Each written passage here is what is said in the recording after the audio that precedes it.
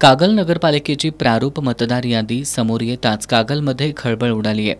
कागल नगरपालिकेच्या प्रारूप मतदार यादीतील गंभीर त्रुटी समोर आल्यात।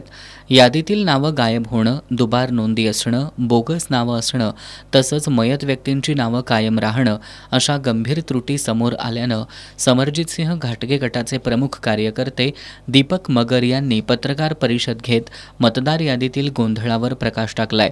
दीपक मगर यांनी बूथ लेव्हल ऑफिसर झोपा काढतात काय असा सवाल करत प्रभाग क्रमांक 10 मध्ये बूथ क्रमांक 30 वरून विशेष तक्रारी नोंदवण्यात आल्या असून 273 नावं यादीतून गायब असल्याचं मगर यांनी निदर्शनाला आणून दिलंय। 8 ऑक्टोबर रोजी प्रसिद्ध झालेल्या प्रारूप यादीत 822 नावं दुबार असून 450 मयत व्यक्तींची नावं, 321 ट्रान्सफर आणि 100 बोगस मतदार आहेत असा आरोप मगर यांनी केलाय।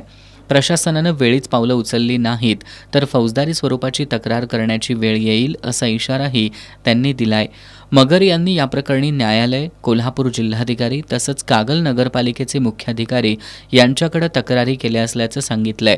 प्रशासनानं आता जागं होऊन अंतिम यादीमध्ये सर्व त्रुटी दूर कराव्यात आणि मतदारांसमोर पारदर्शक यादी सादर करावी अशी मागणी त्यांनी केली आहे।